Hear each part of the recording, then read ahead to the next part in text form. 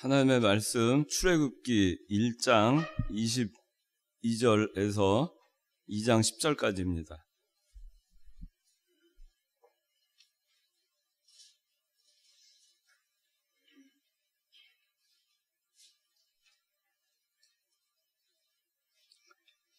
봉독합니다.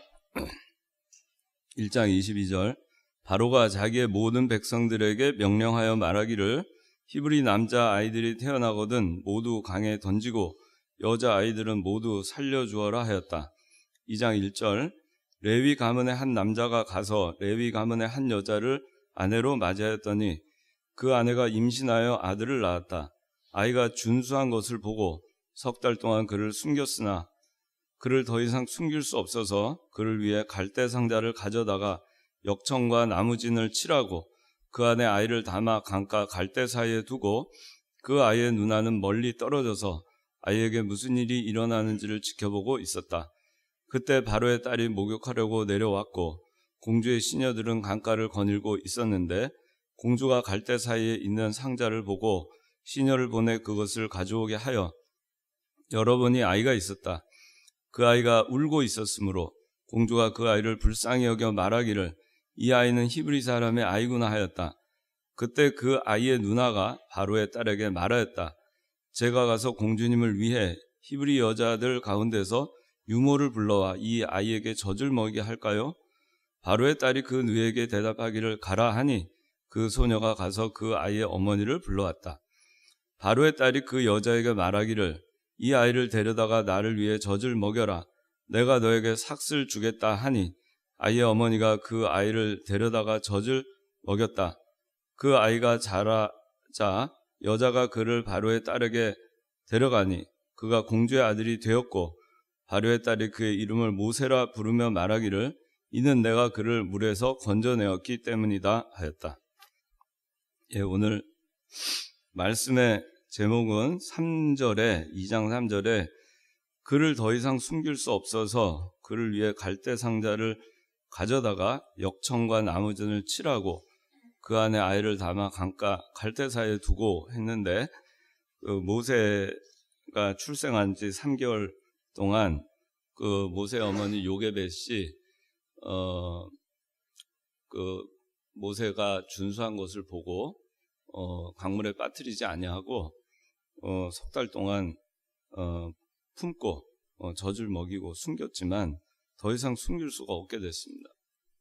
그래서 바로 왕의 말대로 나일강에 던져야 되는데 그럴 수는 없어서 갈대 상자를 가져다가 거기에다가 역청과 나무 진을 잘 칠하고 그 안에다가 모세를 넣고 뚜껑을 덮어서 강가 갈대 사이에 둡니다. 그래서 이 3절에 있는 말씀 가운데 역청과 나무진을 칠하고 해서 역청과 나무진을 칠하라. 오늘 말씀의 제목은 역청과 나무진을 칠하라. 자, 1장 22절 읽어주세요. 바로가 자기의 모든 백성들에게 명령하여 말하기를 히브리 남자 아이들이 태어나거든 모두 강에 던지고 여자 아이들은 모두 살려주어라 하였다. 네, 우리 지난 시간에 출애굽기 1장 하면서 이스라엘 백성들이 그 고역을 더하게 하면 할수록 창성했다 그랬습니다. 이스라엘 백성들이 창성했다. 창성의 그 창성을 함에 있어서 아주 평안한 시기에 창성한 게 아니고 이 이스라엘 백성들이 창성하게 되니까 이 바로가 겁이 났어요. 그래서 이 이스라엘 백성들을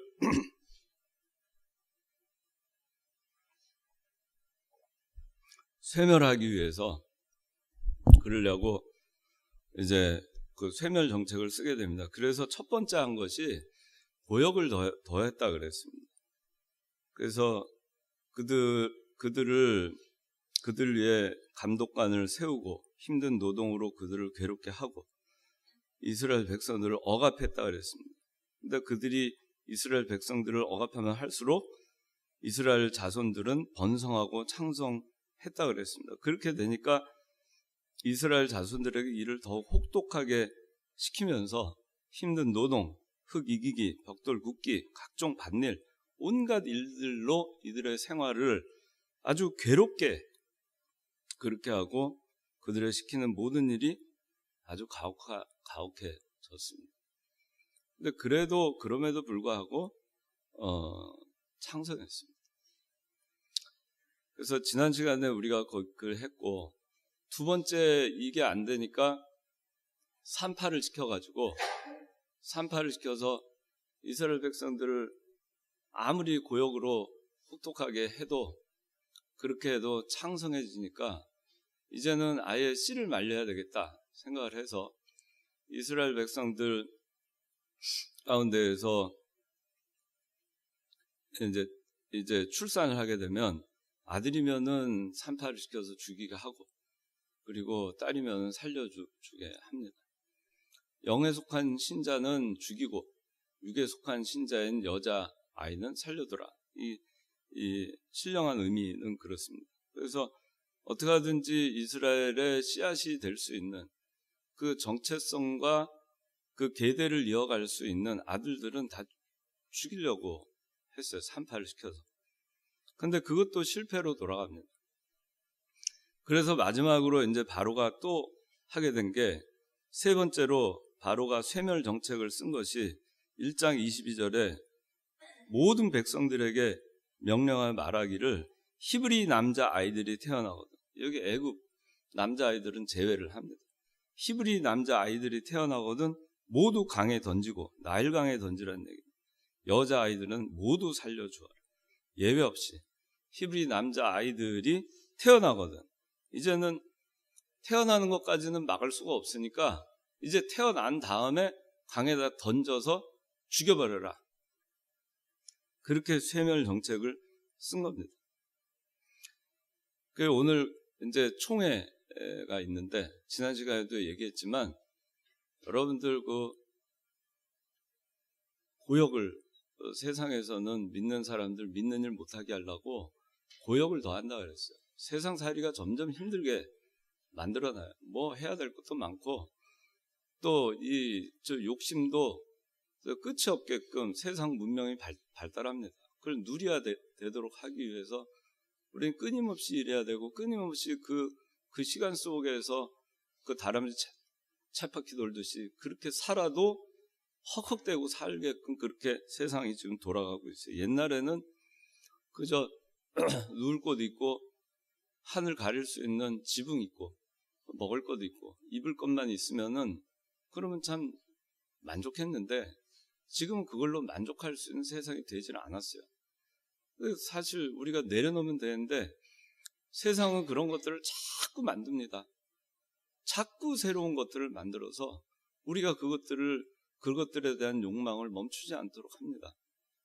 그래서 그걸 얻고자 하다 보니, 남들과 같이 누리면서 살려고 하다 보니, 그 세상에 눈을 돌리다 보니 너무너무 힘들게 살아가게 되고, 고역을 더하게 되고, 밭일도 하고 힘든 노동도 하고 벽돌 굽기도 하고 흙 이기기도 하고 각종 밭일 다 해도 누릴 수 없게끔 그렇게 그 삶이 그냥 치여서 살게끔 그렇게 만들어놔요.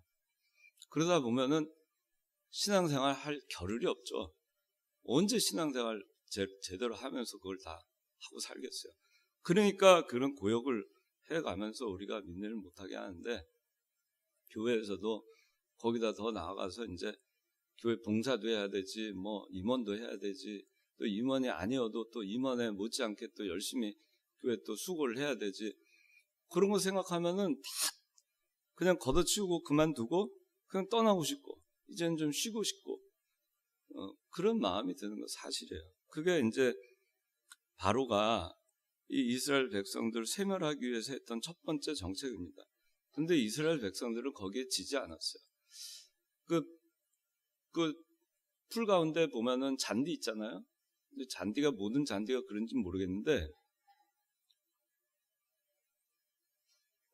잔디 이렇게 밟아주면은 그 더 잘 자라요. 정재수 장님 그렇죠. 예. 그래서 제가 저희 어머니 그 산소에 제가 이제 가면은 잡초를 제거를 하고, 그리고 잔디를 이렇게 또 깎고, 그렇게 하고, 이렇게 어떻게 하냐면은 발로 밟아줘요.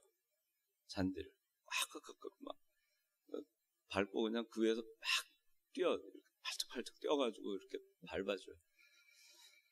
그러고 나서 보면 그 다음에 잔디가 잘 또 펴져 있어요.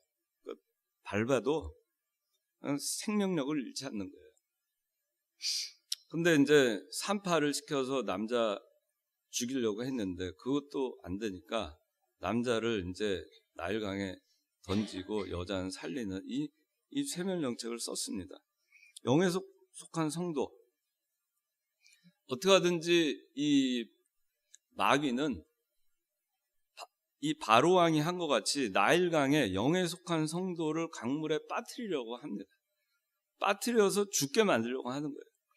나일강에 뭐 지금은 어떤지 모르겠어요. 지금도 그럴 것 같아요. 지금도 뭐 거기 가면 그 나일강에 악어와 야생 짐승들과 뭐 하마 뭐 온갖 그 야생 맹수들이 거기 들끓고 있잖아요. 그 생태계, 나일강의 생태계를 유지하기 위해. 그것이 들끓는 그곳에 빠지면은 죽는 거예요. 어른도 죽는 거예요. 근데 갓 태어난 어린아이가 그냥 악어가 한 번 해서 하면 그냥 죽는 거죠. 거기서 그렇지 않아도 물에 빠져서 있다 보면 물고기 밥이 되는 겁니다. 그래서 그렇게 위험한 곳입니다. 이 나일강이라고 하는 거죠. 이 세상은 나일강과 같아요. 그래서 무섭습니다. 빠지면 헤어나오기가 어려워요. 살아나오기가 어려울 만큼 세상은 잔혹합니다. 맹수들이 울거립니다. 우리 성도들을 잡아먹기 위해서 우는 사자와 같이 삼킬 자를 찾는 곳이 나일강입니다. 세상은 점점 악해지고 있고 죄악이 관영하고 그 향락과 방탕과 또 요새는 보면은 뭐 무선통신이 워낙 발달하고 해서 지구 끝에 어느 곳에서 일어나는 일이든 다 실시간으로 볼 수 있는 세상이 되고 말았어요. 뭐 유튜브라든가 무슨 뭐 그런 해가지고 다 알 수 있잖아요. 우리가 몰라도 되는 것까지 너무 많은 것을 많은 정보의 홍수 속에 살고 있어요. 거기에 그 강물에 우리가 빠쳐져가지고 거기서 헤어나오지 못하게 허우적대다가 죽게 만드는 것이 이 마귀가 남자, 영에 속한 성도를 죽이려고 하는 그런 시대가 됐다는 겁니다. 근데 바로가 했던 그 시대나 지금이나 똑같아요.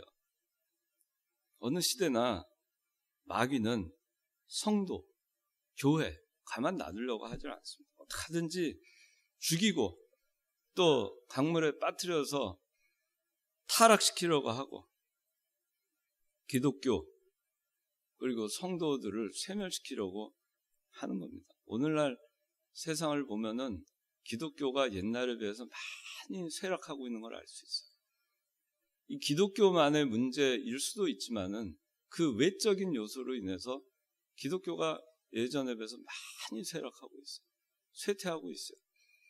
그는 이 나일강이라고 하는 그와 같은 그 세속화된 그 물결을 감당하지 못하는 겁니다. 거기에 빠져가지고 허우적대는 겁니다. 거기서 나오지를 못하는 거예요. 그 물결이 밀려 들어오는 데 있어서 거기에서 그냥 나오지를 못하고 그래서 하는 겁니다. 그리고 물질 공세, 뭐 여러 가지 그 공세가 많죠. 여러분들 하나님한테 집중하지 못하고 그 강물에 빠져서 지금도 허우적대고 있고 그렇게 하는 게 그 마귀가 하는 짓인데, 그런데 기독교 외적으로 보면 그러한 그 문명과 문물과 정보통신과 수많은 그런 그 기술들이 발달하면서 들어오는 것들이 많은데 그거를 교회에서 그걸 받아들이는 세상이 되고 말았어요. 그래서 좋은 것이다. 세상 변화에 따라가야 된다. 그러면서 그거를 다 받아들이는 세상이 되고 말았습니다. 그리고 또 더 나아가서는 세계가 지금 세상이 돌아가는 거 보면은 기독교가 참 많은 핍박을 받는 그런 종교가 되고 말았어요. 그리고 그런 쪽으로 계속 가고 있는 것 같아요. 이슬람 국가들 보면은 얼마나 인구 증가가 빠릅니까? 무지무지하게 빠른 속도로 증가하고 있어요. 비기독교인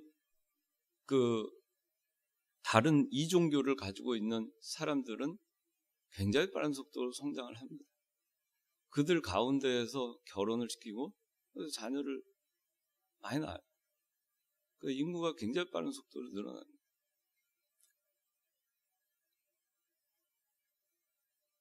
그 기독교는 유일신 사상이에요. 근데 무신론과 인본주의가 세상에 많이 들어오고 있습니다. 사람 중심의 세상.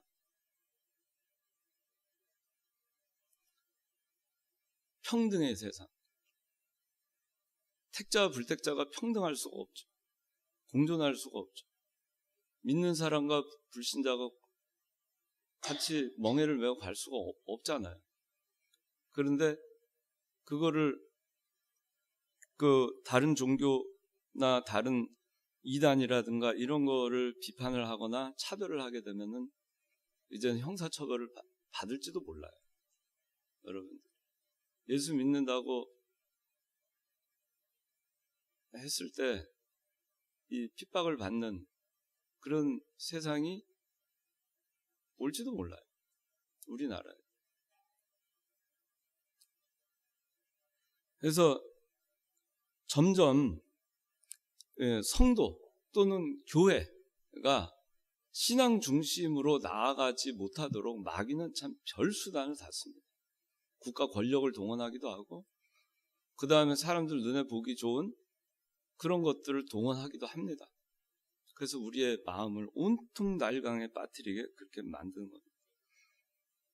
근데 영에 속한 성도는 영에 속한 성도 남자를 빠뜨려 죽이려고 하는데 우리는 영에 속한 성도가 돼야 돼요. 그리고 어떻게 하든지 살아나야 됩니다. 나일강에 빠지지 않도록 무장해야 되는 겁니다.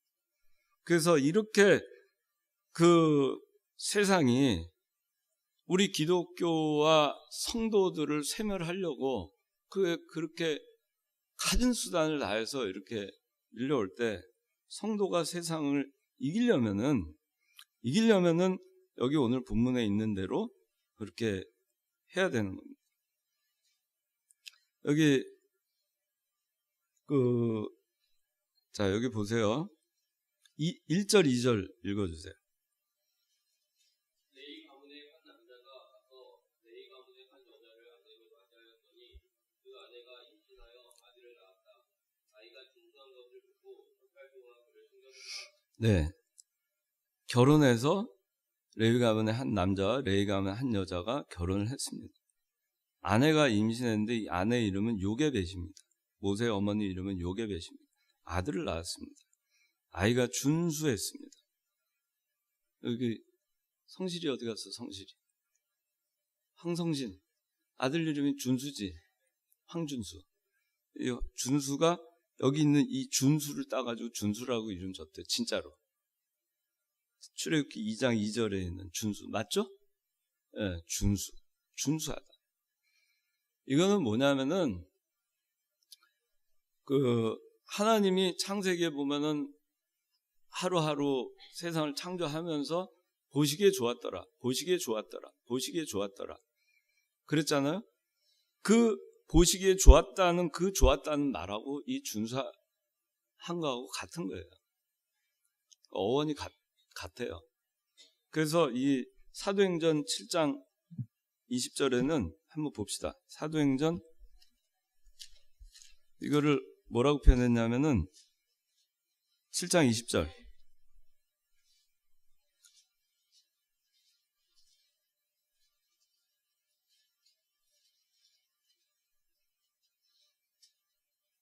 읽어주세요. 그 무렵에 모세가 태어났는데 하나님 보시기에 아름다웠으며 예. 자, 하나님 보시기에 아름다웠다. 그랬죠? 준수한 것이 하나님 보시기에 아름다웠다는 거예요. 그것을 이 모세의 아버지 어머니는 깨달았어요. 하나님 보시기에 아름다운 사람, 준수한 사람이라는 것을 깨달았습니다. 하나님 보기에 아름다운 사람, 하나님이 보기에 좋았던 사람, 하나님 마음에 합한 사람, 하나님 보기에 좋았더라. 하나님이 천지 창조하면서 하나님 보시기에 좋았더라. 그 좋았던 그 모습을 하고 있는 그 모세, 갓 태어난 이 아들을 보고 석 달 동안 그를 숨겼습니다.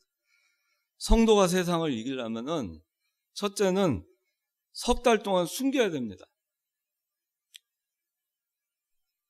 이 석 달 동안 숨긴다는 거는 뭐냐면은 인간이 할 수 있는 최선을 다하는 거예요. 사람이 할 수 있는 최선을 다하는 거예요. 어떻게 하든지 살려보려고. 어떻게 하든지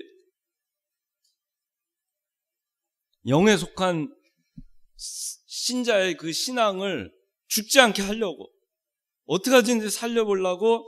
원래는 남자면은 죽이라 그랬는데 나일강에 던져가지고 죽게 했는데 죽이지 않고, 그 죽이지 않은 걸 알면 바로 왕의 왕명을 어겼으니까 자기가 죽을 수 있잖아요. 그러나 하나님께서 아름답게 보시는, 보기에 좋은 그 모세를 보고서는 성령의 인도함을 받아서 죽음을 불사하고 이 아들을 지킨 거예요.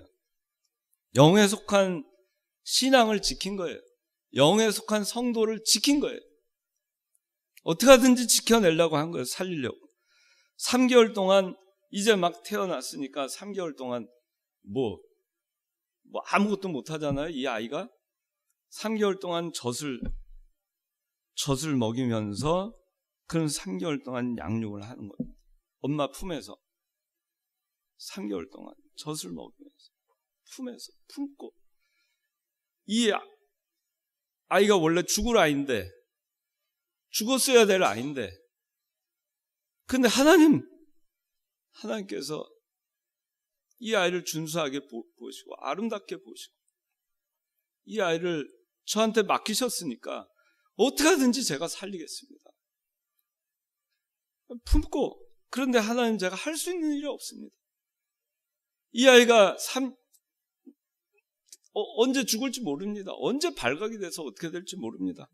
얼마나 간절히 품에 안고 젖을 먹이며 기도하면서 하나님께 매달리면서 하나님 붙들고 그러면서 양육을 했겠어요. 최선을 다한 겁니다.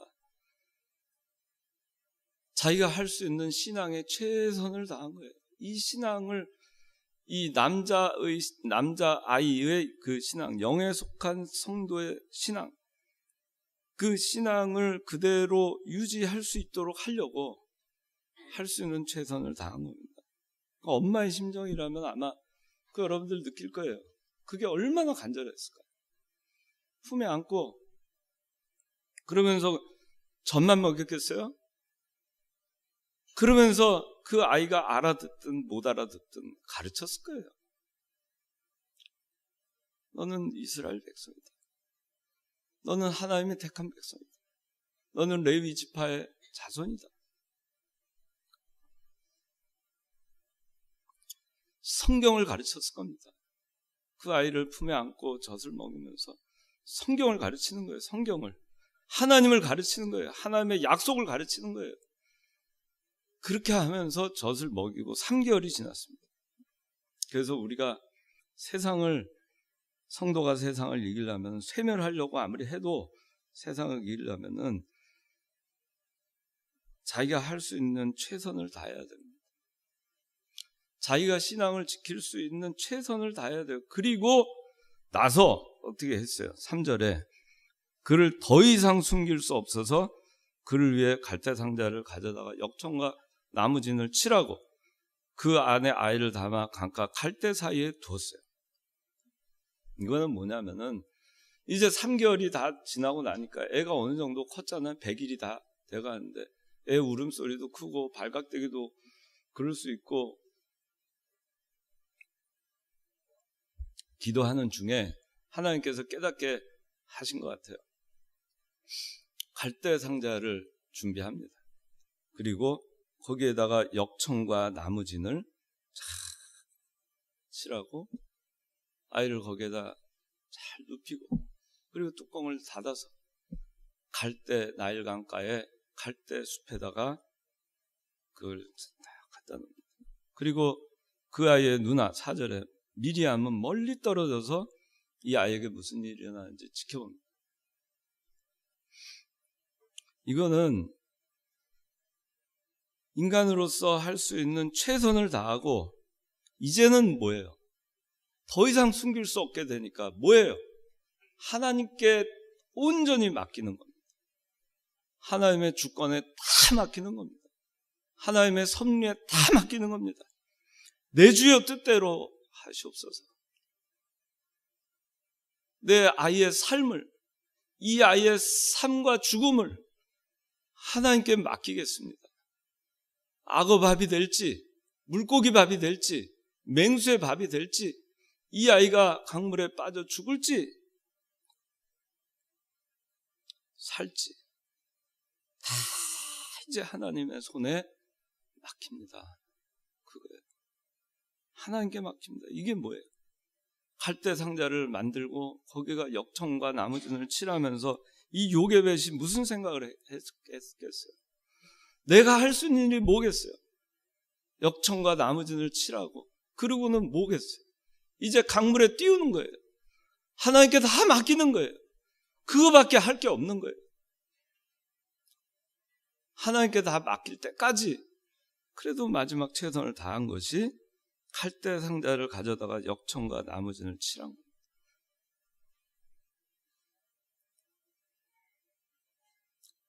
제가 한번 생각을 해봤어요. 저한테 아이가 있으면 이 갓난아이 3개월 된 아이를 이 상황을 맞이했을 때 이 아이를 이제 더 이상 어떻게 할 수가 없으니까 이 아이를 나일강에다가 갈대 상자에다가 눕혀서 그 뚜껑을 덮어서 띄우기 위해서 내가 갈대 상자를 준비할 때 그 마음이 어떨까? 역청은 그거예요. 그 아스팔트, 여러분들 도로 포장하는 아스팔트 있잖아요. 그게 역청이에요. 까만 거. 아스팔트를 그 상자에다가 바릅니다. 그리고 거기다가 나무의 송진 같은 거 있잖아요. 그거를 또 바릅니다. 물이 새지 말라. 갈대 상자는 물에 뜨라고 칼대로 만드는 거예요. 얼마나 간절한 마음으로, 얼마나 정성스럽게, 얼마나 꼼꼼하게 치밀하게 그를 갈대 상자를 엮고, 그 다음에 거기에다가 역청을 바르고, 새는 곳이 있나 또 테스트해보고, 또 바르고, 또 칠하고, 그리고 나무진을 칠하고. 그때 그 요게벳의 그 마음이 어땠어요? 얼마나 눈물로써 이것을 준비했을까? 그런 생각이 저는 들더라고요. 준비를 하면서.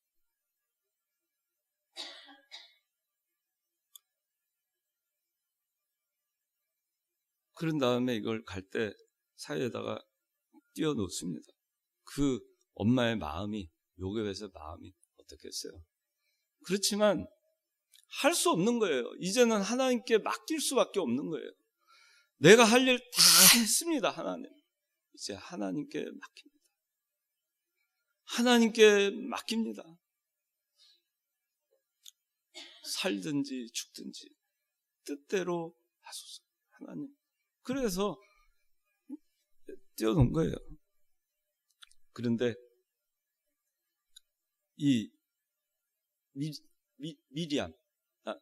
미리암이, 이 모세의 누이 미리암이 멀리 떨어져서 이거를 보고 있다가 하루는 바로의 딸 공주가 목욕을 하러 시녀들하고 나일강가에 왔어요.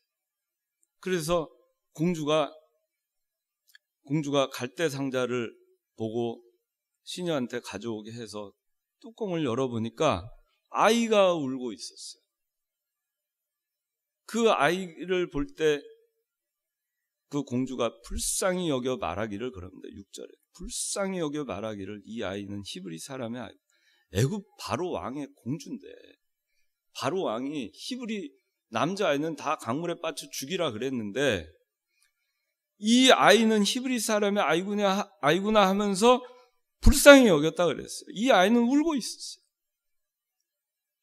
그리고 이제 그러자 그 모세의 누이 미리암이 뛰어가서 공주한테 가서, 제가 가서 공주님을 위해 히브리 여자들 가운데 유모를 불러와서 이 아이에게 젖을 먹이게 할까요?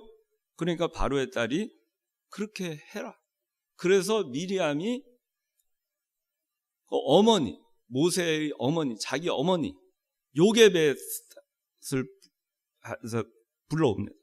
그래서 요게벳이 바로의 딸과 만나서 바로의 딸이 얘기를 합니다. 이 아이를 잘 키워 주십시오. 나를 위해서 젖을 먹여 주십시오. 내가 너에게 삭슬 주겠습니다. 요게벳이 하나님께 다 맡기고 자기 할 일 다 하고 최선을 다하고 눈물로 기도하고, 그리고는 살든지 죽든지 주 뜻대로 하시옵소서 하고 했더니 그 모세가 다시 돌아왔어요. 자기 품으로. 그리고 이제 이 모세를 데려다가 유모 역할을 합니다. 친엄마인데 젖을 먹이면서 이 아이가 자랄 때까지 바로의 딸에게 데려갈 때까지 잘 양육을 해서 데려갑니다.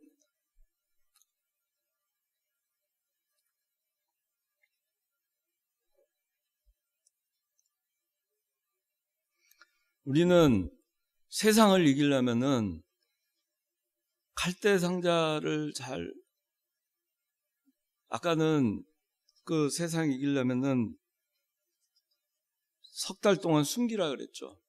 인간이 할 수 있는 최선을 다해라. 그 다음에 갈대 상자를 만들고 역청과 나무진을 칠하라는 겁니다. 그는 하나님의 주권을 믿고 섭리를 믿고 하나님께 다 맡기라는 겁니다. 그래야 세상을 이길 수 있어요. 내가 하려고 그러면 세상을 이길 수 없어요. 내가 하려고 그러면 바로가 나일강에 빠뜨려 죽이려는 데서 살아날 길이 없습니다.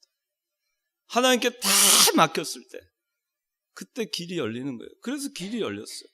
모세는 살아났고 물에서 건짐을 받았고 죽을 목숨이었는데 살아났고, 그리고 어머니의 품으로 돌아왔고 어느 정도 자라날 때까지 어머니 품에서 교육을 받을 수 있게 된 것입니다. 그리고 세 번째는 기도하는 거예요. 기도. 어떻게 세상을 이겨요?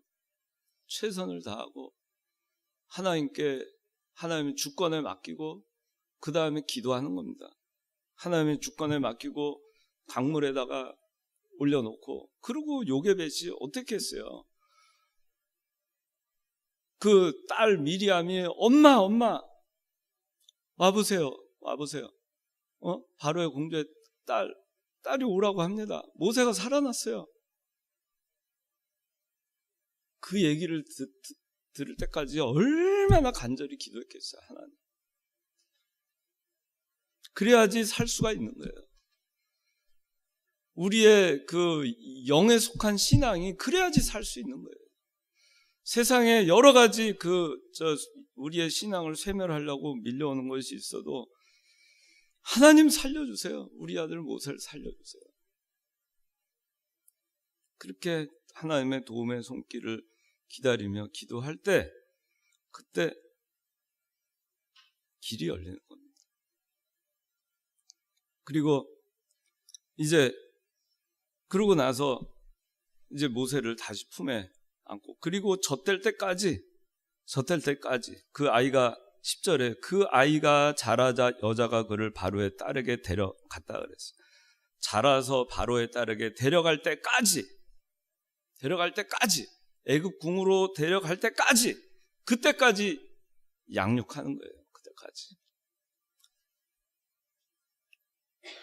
젖될 때까지 양육하는 겁니다. 젖되기까지 양육하는 겁니다. 그게 세상을 이길 수 있는 방법이에요. 젖될 때까지 양육하는 거예요. 젖될 때까지 양육하는 게 뭔가? 젖되기까지, 이 아이가 자라서 젖을 떼고 바로의 궁으로 갈 때까지는 기간이 한정되어 있습니다. 항상 있는 게 아닙니다. 기회는 항상 있는 게 아니에요. 배울 수 있는 게 항상 주어지는 게 아닙니다. 엄마 품에서 젖을 먹고 양육받을 수 있는 때가 항상 있는 게 아니라는 겁니다. 그때 잘 배워야 되는 거예요. 그때 잘 길러야 되는 거고, 잘 배워야 되는 거예요. 내 품에 있을 때, 내 관할에 있을 때, 내가 가르칠 수 있을 때, 또 내가 배울 수 있을 때, 내가 엄마 품에 있을 때, 양육받을 수 있을 때, 신령한 저주로 내가 길름을 받을 수 있을 때, 그때 배우고 또 배우고 또 배우고 또 배우고, 요게벳은 가르치고 또 가르치고 또 가르치고. 기회가 항상 있는 게 아니니까 배울 수 있을 때 배워야 됩니다. 여러분들 언제까지 배울 수 있겠어요? 배울 수 있는 게 한정되어 있어요. 이병규 목사님한테 우리가 2014년까지 배웠죠. 언제까지 배울 수 있었습니까? 저도 여러분들 언제까지 가르칠 수 있겠어요?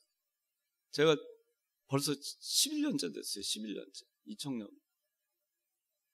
제 나이가 이제 내년이면 57이에요.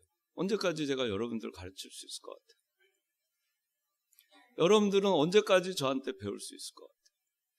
언제까지 이 청년부에 있겠습니까? 졸업하면 이제 또 나이 들고 하면 그렇잖아요? 그래도 저는 참 이걸 준비하면서 참 감사했던 게, 이병규 목사님한테 우리가 배웠던 거, 그 기간, 오랜 기간, 그러나 기한은 있었죠.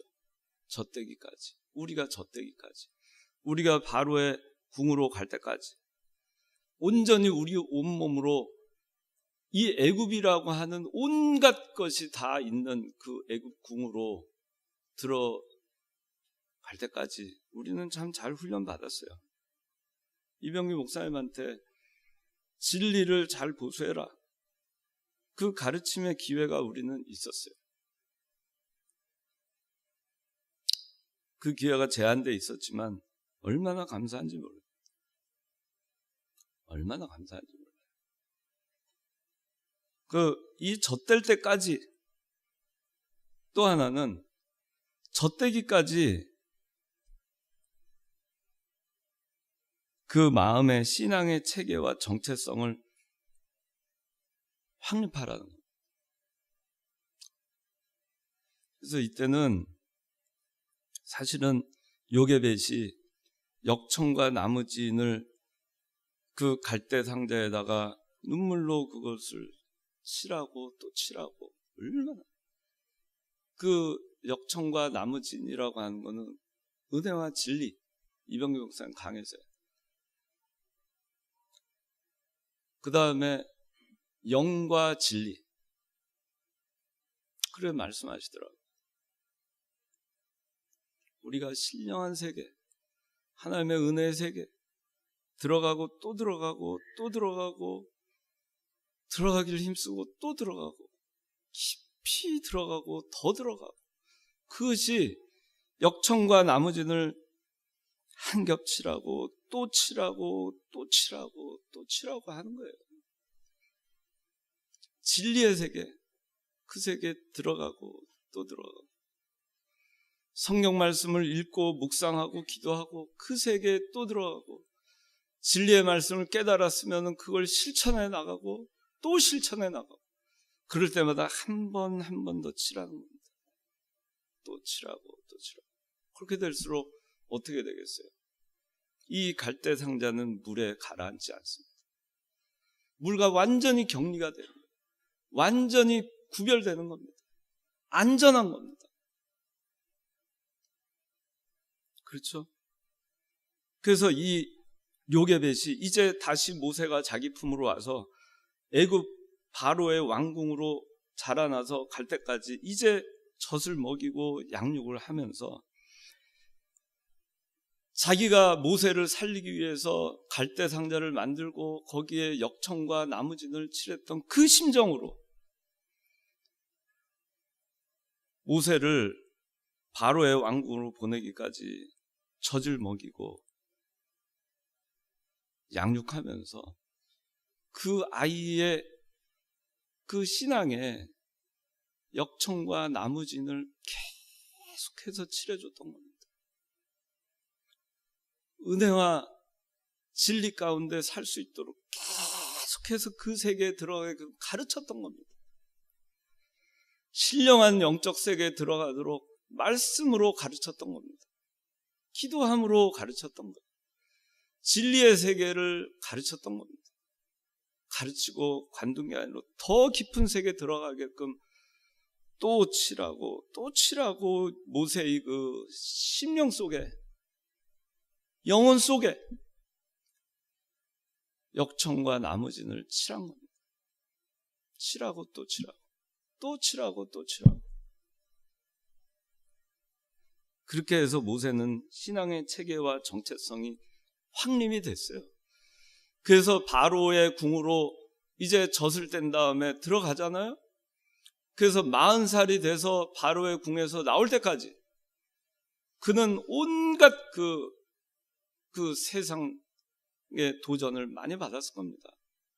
그런데 조금도 흔들리지 않았어요. 모세는. 그의 마음속에는 불붙듯이 내가 하나님의 사명을 감당해야 되겠다. 이스라엘 백성들을 애굽에서 구원해야 되겠다. 자기 동족에 대한 애끓는 그 마음이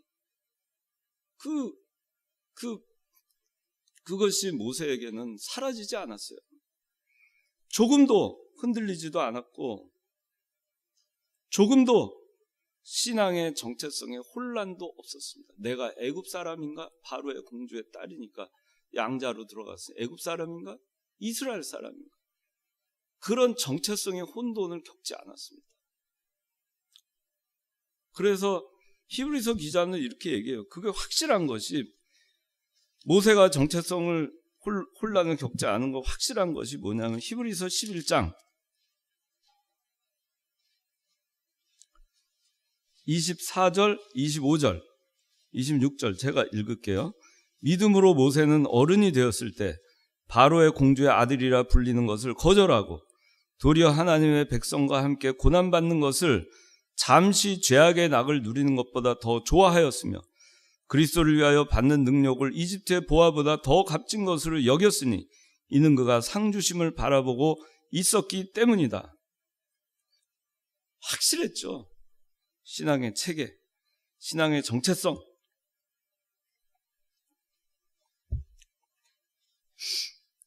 요게벳은 가르친 겁니다. 모세는 배운 겁니다. 그 심령에 역청과 진, 은혜와 진리, 영과 진리, 그걸 계속해서 덧입혀 나간 겁니다. 나는 이스라엘 사람이다. 나에게는 하나님의 약속이 있다. 내 고향은 가나안 땅이다. 언젠가 이 이스라엘 백성들을 이끌고 가나안으로 가야 된다. 그때는 요셉의 해골을 메고 가야 된다.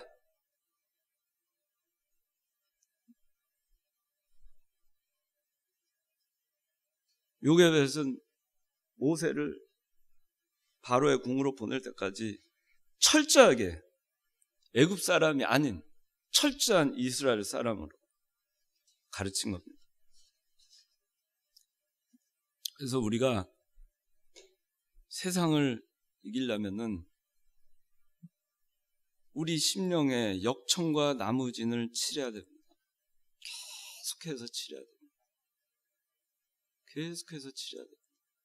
그리고 그 기간은 정해져 있어요. 여러분들이 그리고 모세처럼 세상으로 나갑니다. 바로의 궁으로 들어갑니다. 그러나 어떠한 것들이 여러분들을 쇠멸하고 여러분들을 삼키려고 몰려와도 여러분들은 조금도 눈 하나 까딱하지 않습니다. 왜냐? 갈대상자, 역청과 진으로 이미 체계를 다 갖춰놨고 틀을 다 갖춰놨고 완전히 무장했기 때문에 나일강과는 완전히 격리될 수 있기 때문에 여러분들이 신령한 저들 먹을 수 있을 때 그때 배우고 또 배우고 그렇게 해야 됩니다. 교회는 교리를 가르쳐야 되고 성경을 가르쳐야 됩니다. 가정에서도 성경을 가르쳐야 되고 여러분들이 장석에 있으면 매일 성경을 읽고 묵상하고 기도해야 됩니다. 그것이 역청과 진을 치라는 겁니다. 갈대상자. 나는 창관교인이다. 나는 이 목사님한테 배웠다. 저는 그런 생각을 늘 합니다. 나는 청교도 신앙을 지켜야 되겠다. 그걸 계승해야 되겠다. 나는 개혁주의다. 장로교인이다. 나는 오직 성경을 믿는다. 나는 하나님의 주권을 믿는다. 나는 하나님의 섭리를 믿는다.